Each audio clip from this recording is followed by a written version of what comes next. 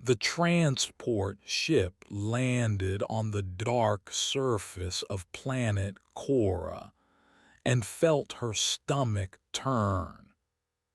Through the small window, she could see the obsidian palace rising like a black mountain against the purple sky. Its towers reached so high they disappeared into the clouds. This was the home of King, the Dragon King, ruler of 12 star systems and the most feared creature in the known galaxy. Was 26 years old. She had brown eyes, short black hair, and hands that were rough from years of hard work. She came from Terra 7, a human colony that the Draconians had conquered 30 years ago. She remembered almost nothing of the conquest. She had been too young, but she remembered her mother crying, and she remembered the sky turning red with fire. Now she was here because of a conscription notice. Every conquered planet had to send workers to serve the Empire. Humans were popular choices because they were small, obedient, and expendable. They cleaned. They carried. They died quietly when they were no longer useful. The ship doors opened and cold air rushed in. Stepped out with 40 other humans. None of them spoke. They had learned long ago that silence was safer. A draconian officer waited for them. He stood 8 feet tall, covered in dark green scales that shone like polished metal. His eyes were yellow with black slits, and when he spoke, his voice rumbled like thunder. You will work, you will obey. You will not speak unless spoken to. Break these rules and you will burn. Kept her eyes on the ground. She had seen what draconian fire could do to human flesh. Everyone had.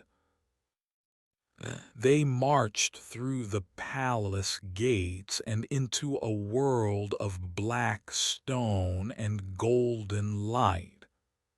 The hallways were enormous, built for creatures 3 times the size of humans. Felt like an insect crawling through a giant's house. Everywhere she looked, she saw draconians. They walked past without even glancing at the humans. To them, humans were furniture, less than furniture. Was assigned to the Eastern Wing. An old human servant named Bora gave her a bucket, a brush, and a warning. Clean everything, touch nothing, and never ever go into the sealed chamber at the end of the hall. What is in there? Asked.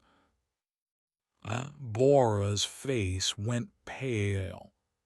The prince, the broken one, forget he exists, wanted to ask more, but Bora walked away quickly, as if the question itself was dangerous.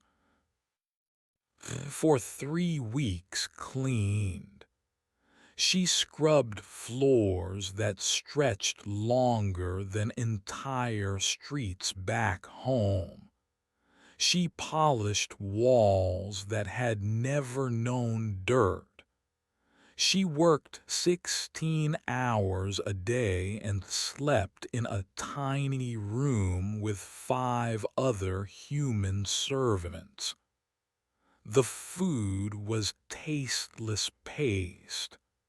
The water was recycled, but she was alive, and in the draconian empire that counted as luck. Every day she passed the sealed chamber. The door was different from the others.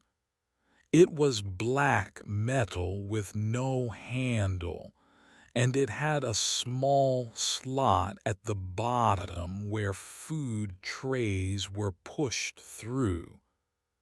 She never saw anyone enter. She never heard any sound from inside.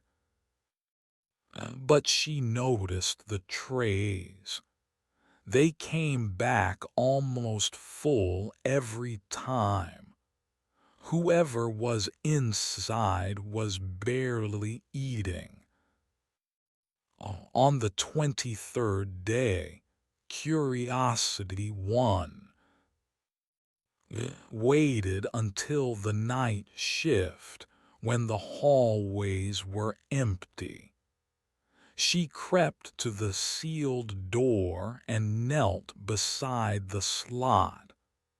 She could see nothing through the narrow gap but darkness. Hello, she whispered. No answer. I know someone is in there. I see your food trays. You are not eating. Still nothing. My name is I am a human. I clean this hallway. A long pause.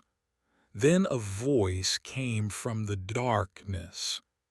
It was deep but weak, like a fire that had almost gone out. Go away, human, unless you wish to die. I should have listened. Any smart person would have run, but something in that voice made her stay. It was not anger, it was not threat, it was exhaustion, deep, endless exhaustion. I do not wish to die, she said, but I do not think you will kill me. I am Prince, son of King. I could have you burned with a single word. Then why have you not spoken that word yet? Silence. Pressed her palm against the cold metal door. I will come back tomorrow. Maybe you will feel like talking then. She walked away before he could respond. The next night she returned, and the night after that. Each time she sat by the slot and talked. She told him about Terra 7, about the forests that used to cover the hills before the conquest, about the river where she learned to swim as a child. She described rain. She described sunshine. She described the feeling of wind on bare skin. He never answered, but he never told her to stop. On the seventh night, the door opened. Scrambled backward, her heart pounding. She expected guards. She expected fire. Instead, she saw a dragon unlike any she had seen before. He was lying on a floating platform, his long body stretched out like a fallen statue. His scales were not the shining black or green of other draconians. His eyes were gold, but they held no light. His limbs hung limp and motionless. You wanted to see the monster, said. His voice was bitter. Here I am, the paralyzed prince, the shame of the empire. Look your fill, human, then leave and never return. Looked at him. She saw the thinness of his body, the dullness of his scales, the complete stillness of everything below his neck. She saw 200 years of loneliness carved into his face. You are not a monster, she said quietly. You are just alone. And she stepped inside. The chamber was large but felt small. The walls were bare black stone. There were no windows, no pictures, no decorations of any kind. A single dim light glowed from the ceiling. In the corner sat medical machines that beeped softly, monitoring a body that had not moved in centuries. This was not a room. This was a tomb for someone still breathing. Stared at with disbelief. No one entered his chamber, not the servants, not the physicians, not even his own father. They sent food through the slot. They sent medical droids to check his vitals. But no living creature had stepped inside this room for longer than he could remember. Are you stupid? He asked. Or do you simply not understand what I am? Looked around the chamber. I understand. You are a prince who has been locked away. You are sick, and everyone has forgotten you. Not forgotten, abandoned. There is a difference. Golden eyes narrowed. In draconian culture, weakness is shame. A paralyzed prince is not a prince at all. I am an embarrassment, a stain on my father's legacy. The kindest thing would have been to let me die 200 years ago. But you did not die. No, dragons are hard to kill, even broken ones. He walked closer. She could see him more clearly now. His face was angular and sharp, with features that might have been handsome if they were not so hollow. His scales had a pattern she had not noticed before, swirls of darker that looked like storm clouds. His neck was twisted at a strange angle, pushed to one side by muscles that had locked in place. "Does that hurt?" she asked, pointing to his neck. They blinked. "What?" "Your neck. It looks uncomfortable. Does it hurt?" No one had ever asked him that. Physicians asked about his condition, about nerve damage and cellular decay. They never asked about comfort. Comfort did not matter for someone who was already dead in the eyes of his people. "I cannot feel most of my body," he said slowly. "But yes, my neck. There are spasms sometimes. The muscles seize. It is unpleasant." Nodded. Before could react, she crossed the remaining distance between them. She placed her small human hands on either side of his head and gently, carefully, adjusted his position. She lifted his neck, supported the weight of his skull with her palms, and settled him against the pillows at a natural angle. She stopped breathing.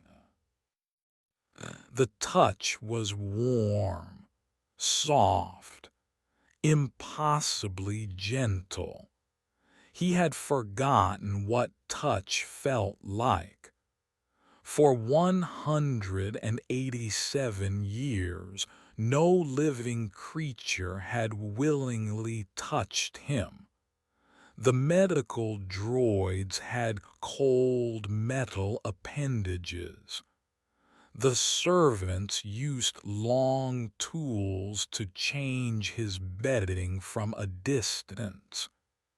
His father had not embraced him since before the paralysis began.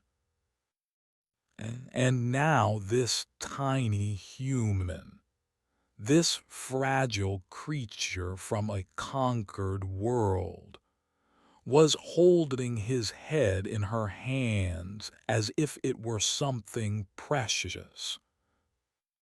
"Is that better?" asked. Could not speak. Something was happening inside his chest, something he did not recognize. It took him a long moment to realize it was emotion. Real emotion, not the dull nothing he had felt for so many years. "Why?" he finally managed. "Why would you touch me? Do you not know what I am? Do you not know the shame you bring upon yourself? Released his head gently and stepped back. I am human. We do not share your shame, and even if we did, I would not care. You should care. If anyone finds out, you will be punished. My father, your father is not here, and I am not afraid of him. She was lying, could see it in the slight tremor of her hands. She was terrified of King, as every sane creature should be, but she had touched him anyway. She had chosen kindness over fear. Did not sleep well. He had not slept well in 2 centuries. But that night after left, he closed his eyes and fell into a deep, dreamless rest. When he woke, he felt something he had not felt in decades. He felt hope. The news reached King 3 days later. A servant had seen the human girl entering the sealed chamber. The servant had reported it to the head of household, who reported it to the captain of the guard, who reported it to the king himself. Sat on his throne of black iron and gold. He was massive, even by draconian standards. His scales were pure black, absorbing light like a void. His eyes burned like molten gold. He had lived for 3,000 years, conquered countless worlds, and killed more enemies than he could count. And he had not visited his son in over a century. Bring the human, he commanded. Was dragged into the throne room by 2 guards. They threw her onto the floor before the king. She landed hard on her knees but did not cry out. They studied her, so small, so fragile. He could crush her with one claw. You touched my son, he said. His voice echoed through the vast chamber. Raised her head. Her face was pale, but her eyes were steady. Yes. Why? Because he needed help, and no one else would give it. The king leaned forward. Fire flickered in the back of his throat. You understand that I could kill you for this. You have shared in my son's shame. You have made yourself unclean. Then kill me. Paused. In 3,000 years, few creatures had spoken to him without fear. This human girl, this insignificant speck, was looking at him as if she had nothing to lose. Perhaps she did not. The king extinguished his fire. He waved his claw dismissively. Leave. Do not enter my son's chamber again. Stood slowly. Her legs were shaking, but her voice was calm. I will return to him tomorrow. He needs someone. If that is a crime, then punish me tomorrow, but I will not abandon him. She walked out before he could respond. He watched her go. Something stirred in his ancient chest, something that might have been guilt, or perhaps it was simply confusion. He did not order her death. He told himself it was because she was insignificant. But deep down, in a place he had buried long ago, he knew the truth. She had more courage than he did.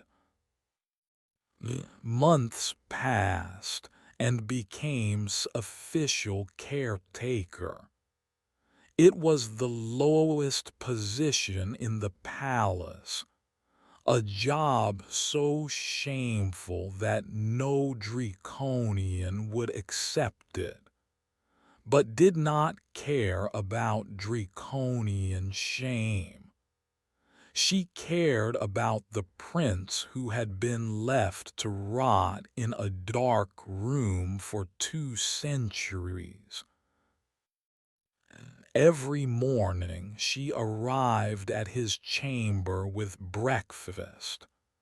Not the tasteless paste they usually sent, but real food she prepared herself. She learned what he liked. He preferred sweet fruits from the southern planets. He hated the bitter meat that was standard Draconian diet. Small discoveries, but they mattered.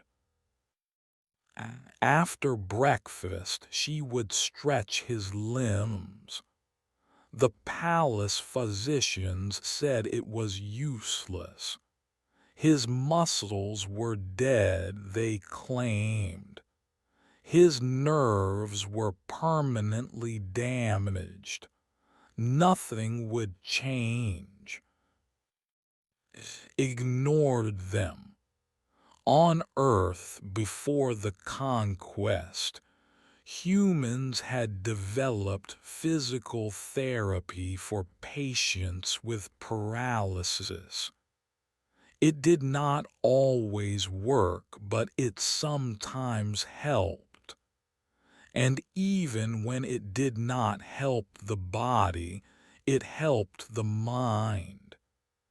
It reminded patients that their bodies were still there, still part of them.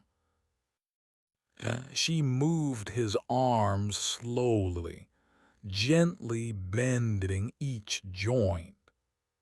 She massaged his shoulders and his back. She pressed her fingers along his spine, searching for any hint of sensation. Can you feel this? She would ask. No, would say, always no. But she kept trying.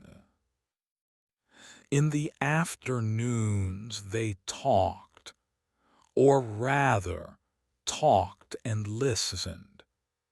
She told him stories from human history.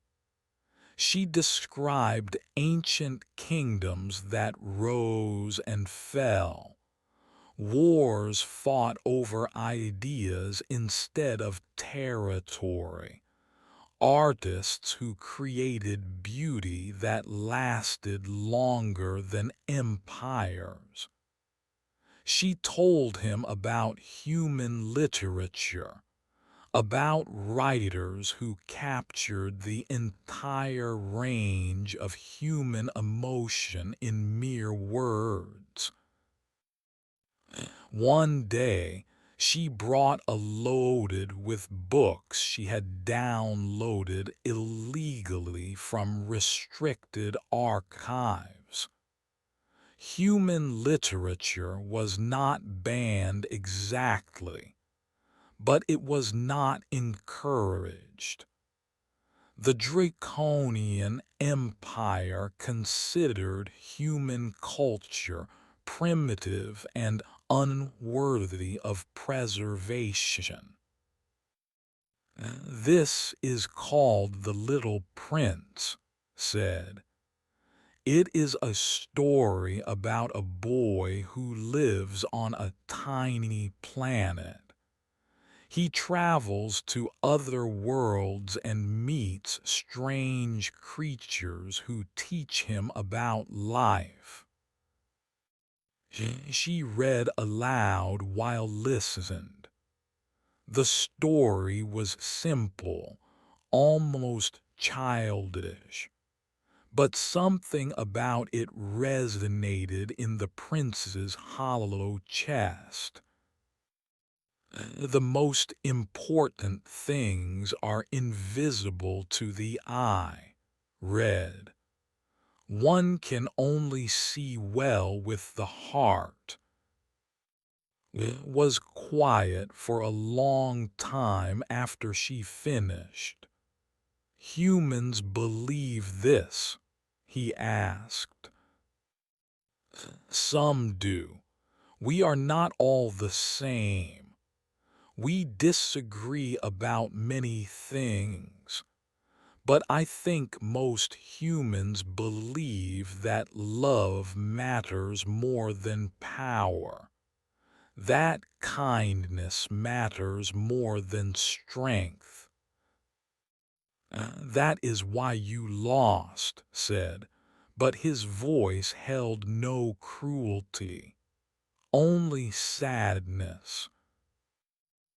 "Maybe," agreed. "Or maybe we just have not won yet." She brought more books. Poetry by a human named who had written about stars and hope during a time of great darkness. Myths about dragons from Earth, both the fierce Western kind and the wise Eastern kind. Laughed when he heard about the Earth dragons. The sound was rough and broken, like a machine that had not been used in years. Your species believed we existed on your world," he asked.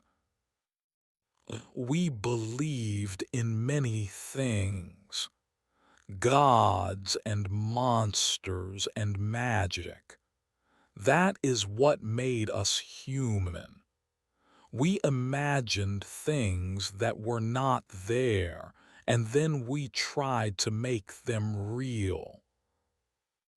Thought about this. Draconians did not imagine. They conquered. They dominated. They took what existed and claimed it as their own. The idea of creating something from nothing was strange to him, but also beautiful. The changes began slowly, so slowly that almost missed them. The scales started to regain their color. The faded to a dark silver, then to something almost black. His appetite improved. He finished his meals for the first time in decades. His voice grew stronger, losing its hollow echo.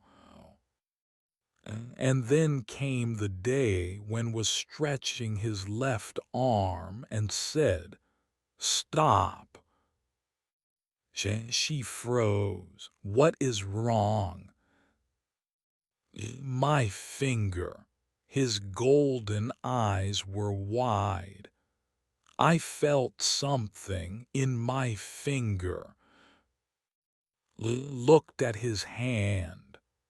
The smallest finger on his left hand twitched, just barely, just a tiny movement, but it was movement.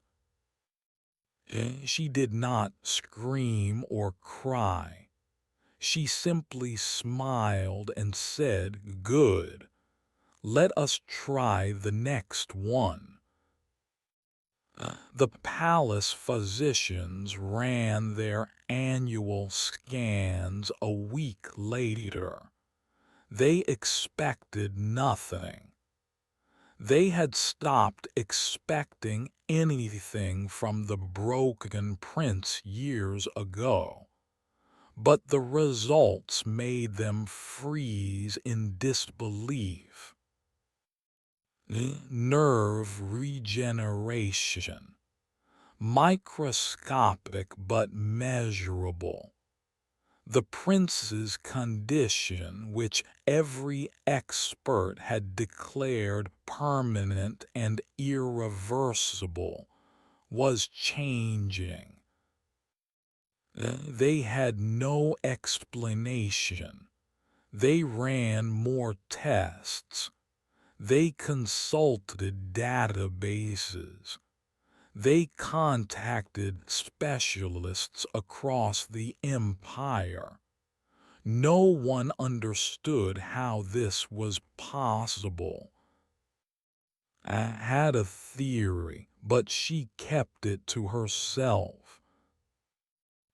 Humans were social creatures. They had evolved to need each other.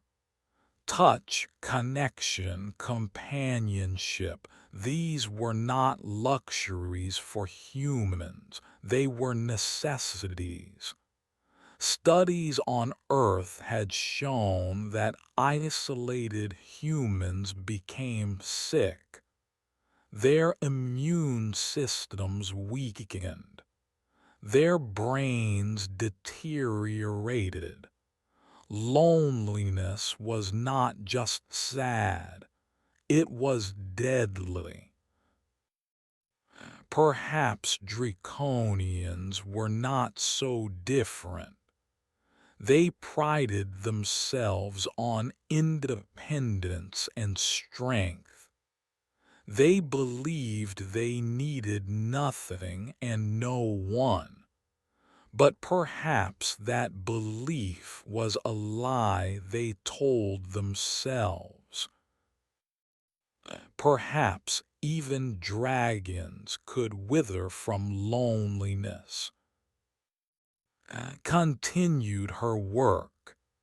She stretched his muscles. She read him stories. She held his hand when the nights grew long and the darkness pressed close.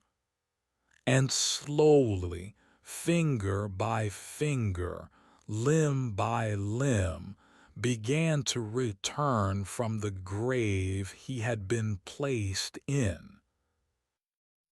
He was not healed. He might never be fully healed.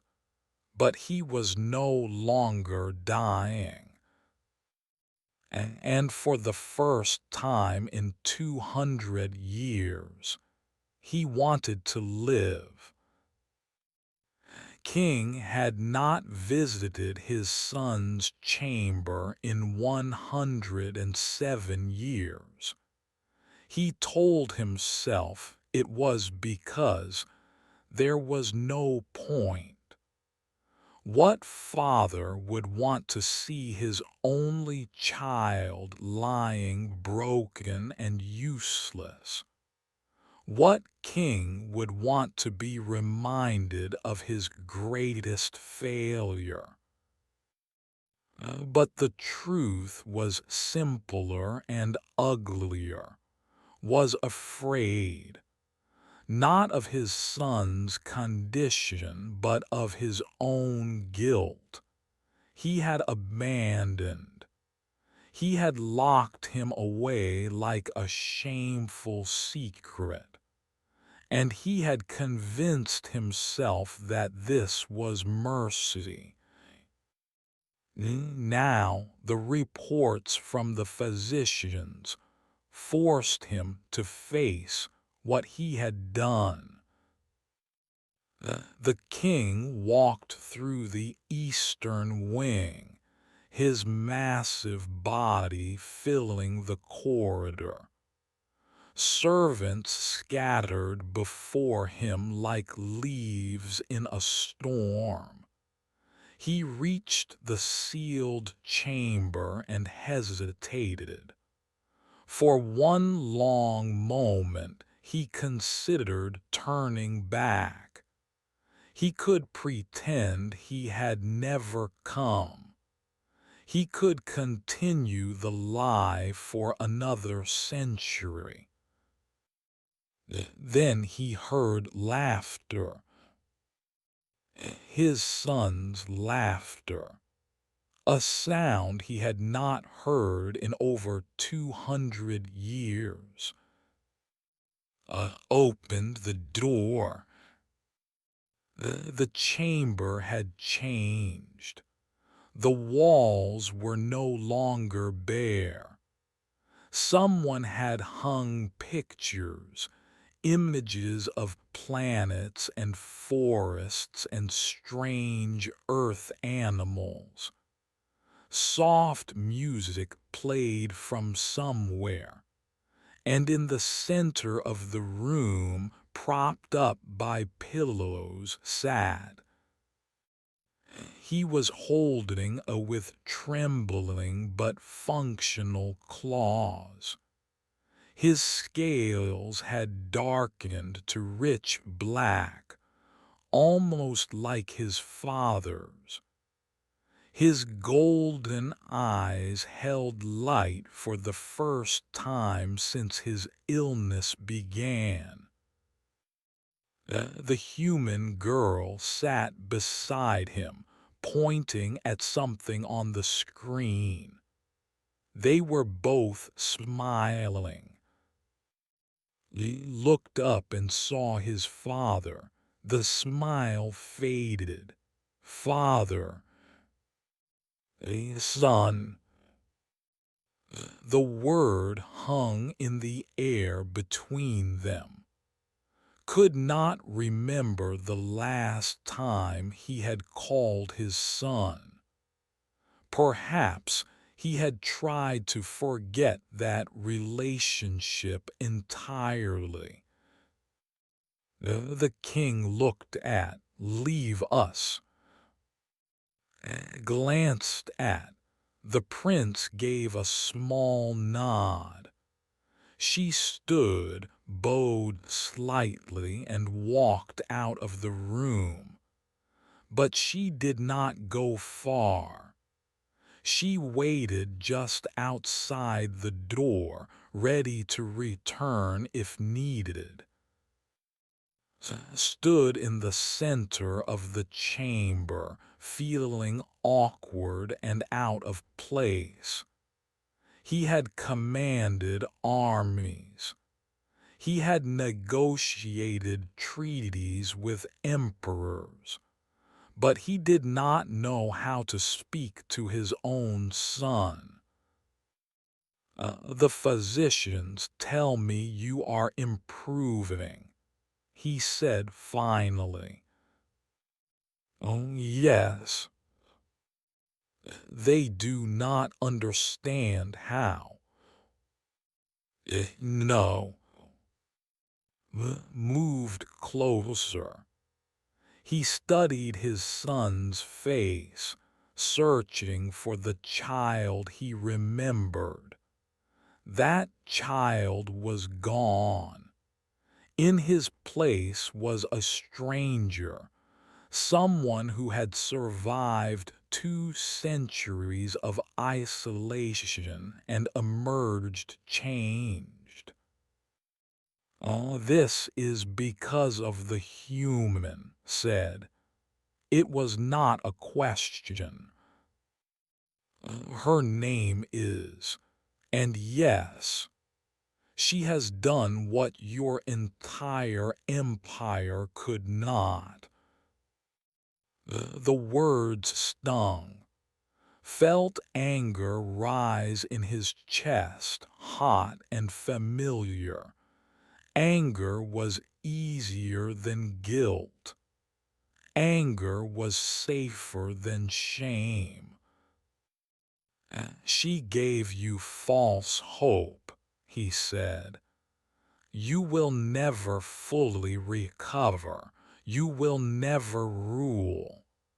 You will never be what you were meant to be. She should have let you die in peace." His golden eyes hardened. Die in peace. There was no peace in this room, Father. There was only darkness and silence and endless waiting for an end that never came. Gave me something better than a peaceful death. She gave me a reason to live. Hope is cruelty when it cannot be fulfilled. And what you did was kindness. His voice rose. Locking me away, pretending I did not exist. Letting everyone in the empire forget your shameful secret. He stepped back. He had faced enemies who could crack planets. None of them had wounded him like his son's words. "I thought I was protecting you," he said quietly. "From their stares, from their whispers, from a life of pity and contempt.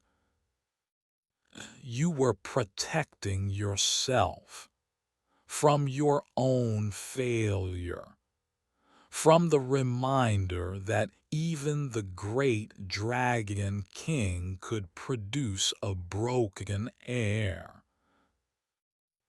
Silence fell between them. The music had stopped. Even the machines seemed to hold their breath. Closed his eyes. 3,000 years of pride crumbled inside him. "Yes," he admitted, "you are right. I was a coward. I chose my own comfort over your I am sorry." Stared at his father. In 200 years, he had never heard the king apologize for anything. Kings did not apologize. Kings did not admit weakness. But his father had just done both. "The human taught me something," said slowly. "She said that true strength is not about power or conquest. It is about choosing kindness when kindness is difficult. It is about staying when leaving is easier." She stayed with you every day. Even when I told her to leave, Even when I threatened her, she stayed. Thought about the small human girl who had looked him in the eye and refused to back down. She had more courage than warriors 10 times her size. She had more honor than nobles who had served him for centuries. I was wrong about her, the king said, and I was wrong about humans. Perhaps I was wrong about many things. He moved toward his son, slowly, carefully, as if approaching a wounded animal. He reached out with one massive claw and touched his shoulder. It was the first time they had touched in over a century. I cannot undo what I did, said, but I can do better if you will let me. Did not answer immediately.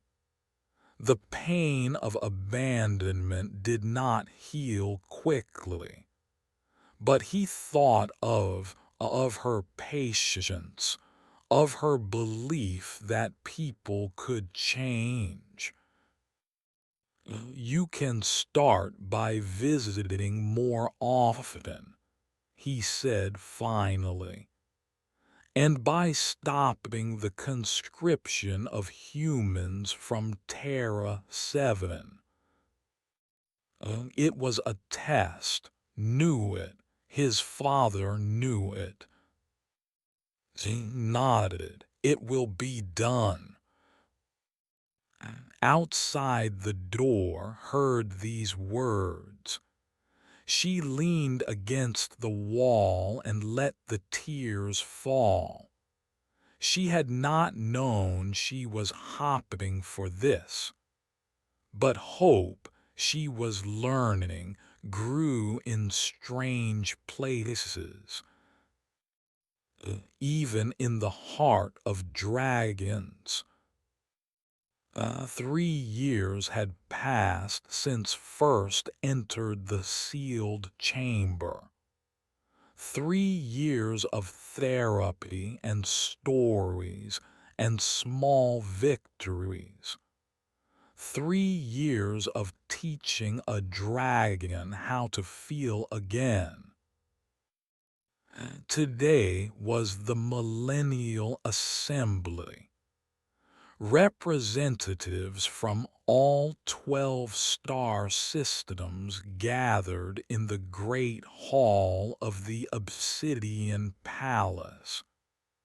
They came to pay tribute to King, to renew their oaths of loyalty, to witness the power of the Draconian Empire. They did not know what else they would witness. Stood in the shadows at the edge of the hall. She wore simple clothes, a human servant among giants. No one noticed her. No one ever noticed humans at events like this. The great hall was enormous. Its ceiling disappeared into darkness above. Its walls were carved with images of draconian conquests, thousands of years of dominance captured in black stone. Hundreds of draconians filled the space, their scales gleaming in shades of green and red and gold. They spoke in rumbling voices that shook the floor.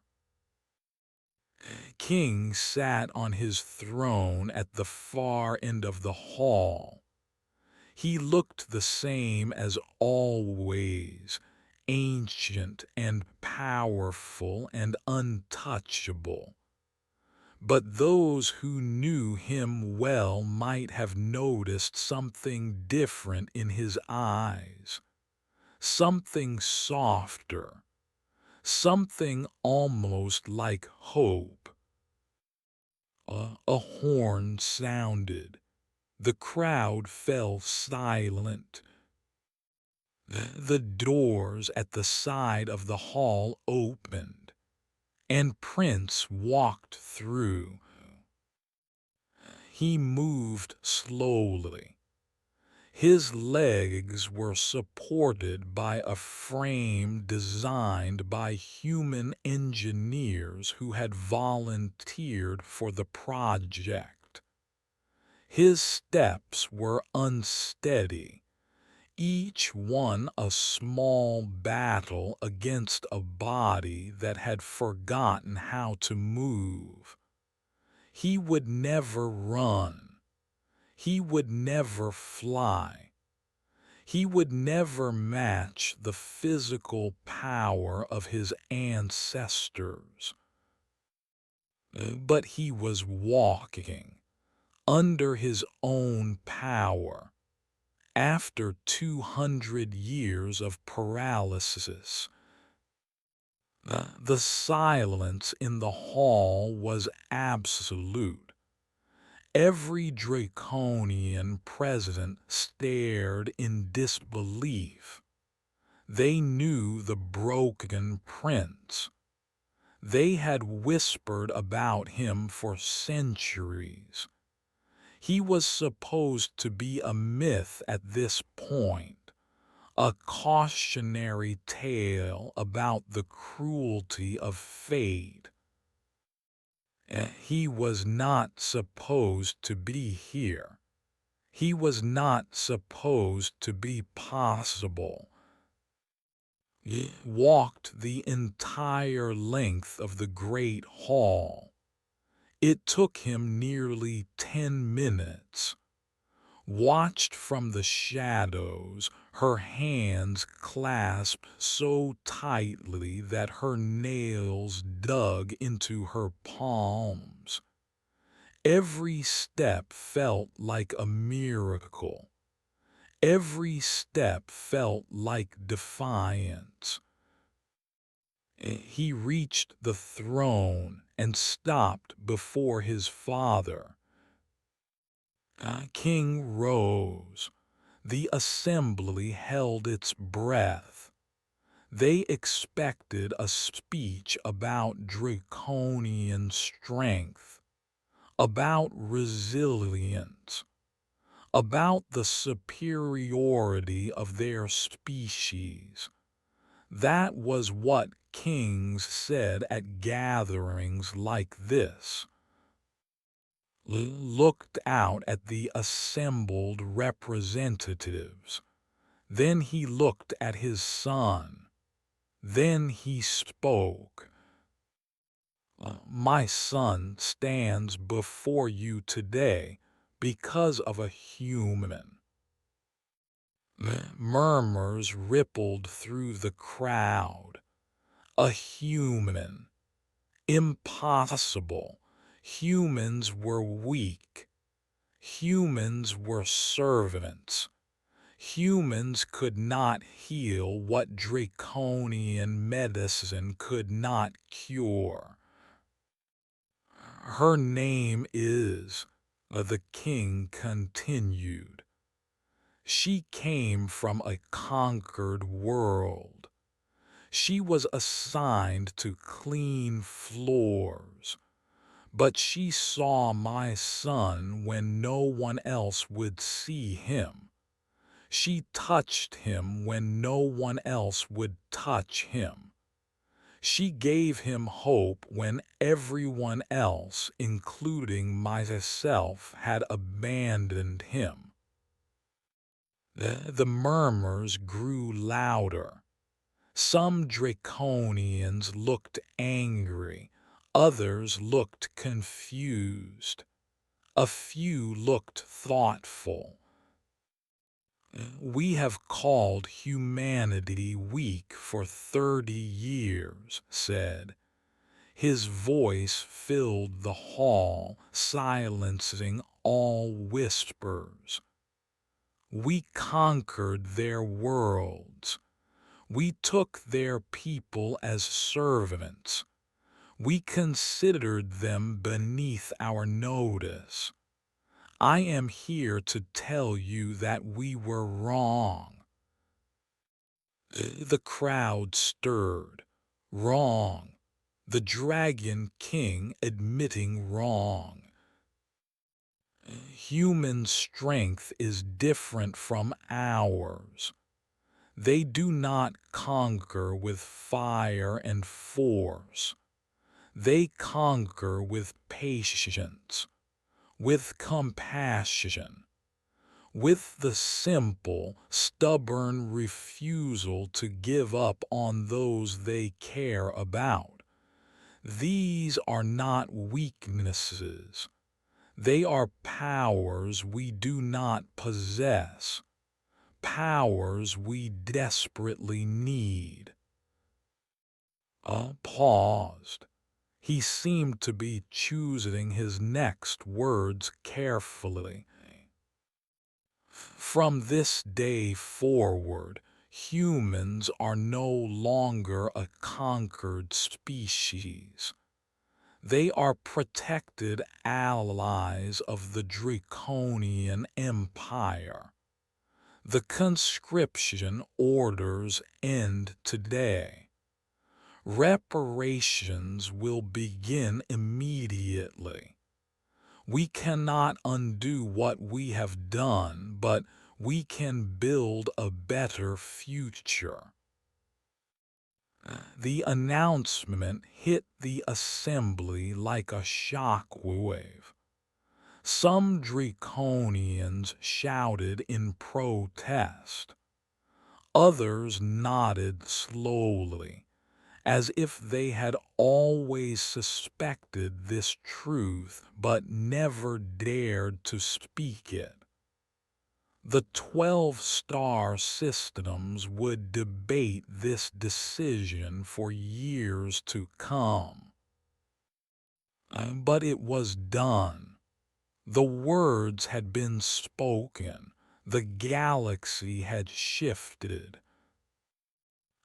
After the assembly, after the chaos and the questions and the flood of reactions, slipped away to the eastern wing.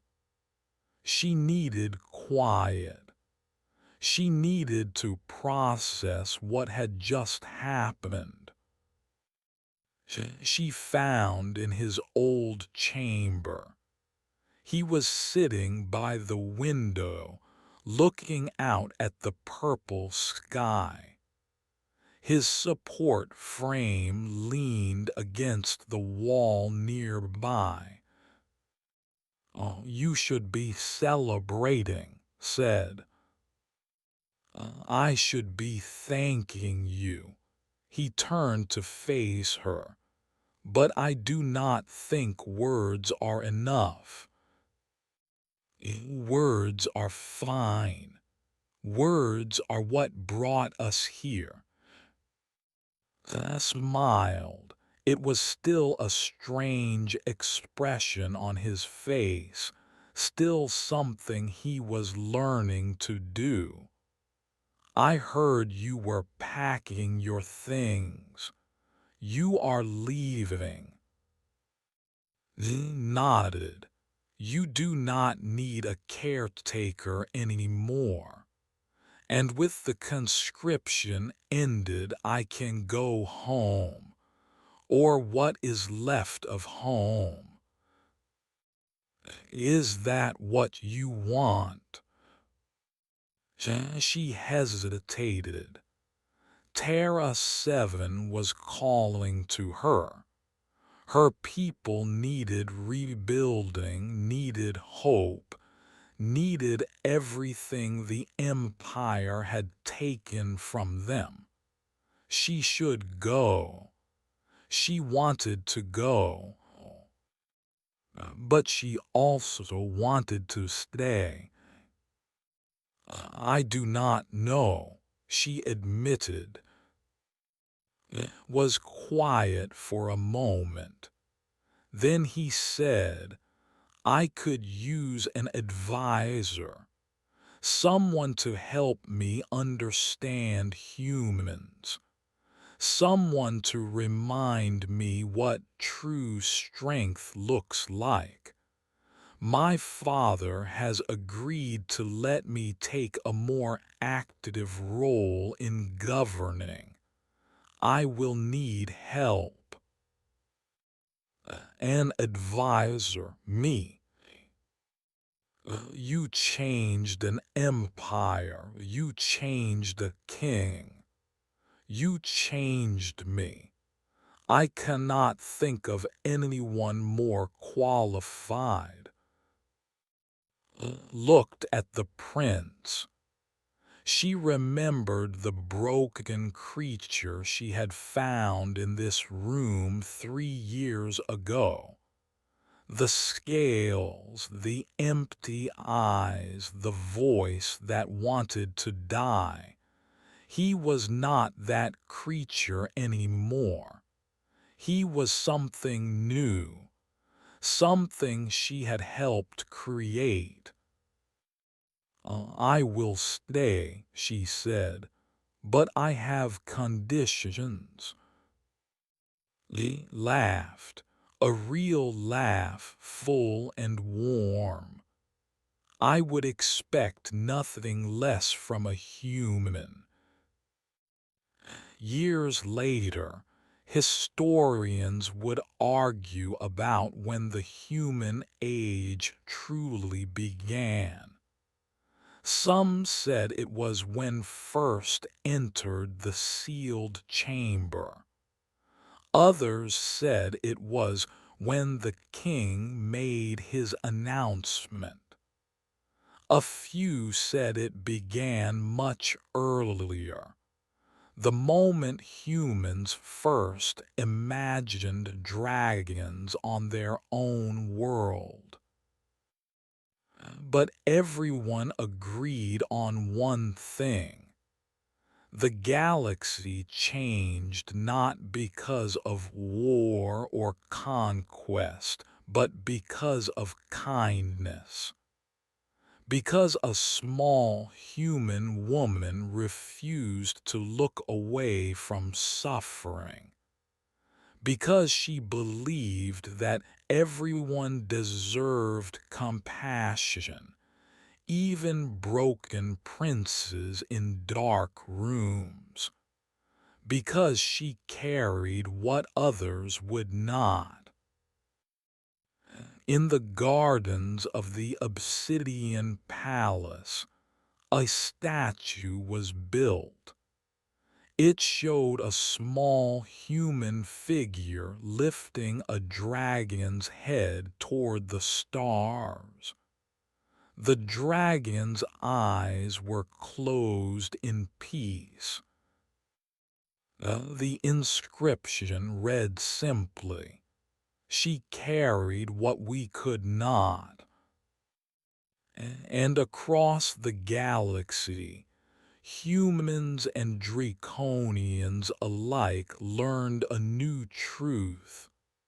Strength was not about power. Strength was not about conquest.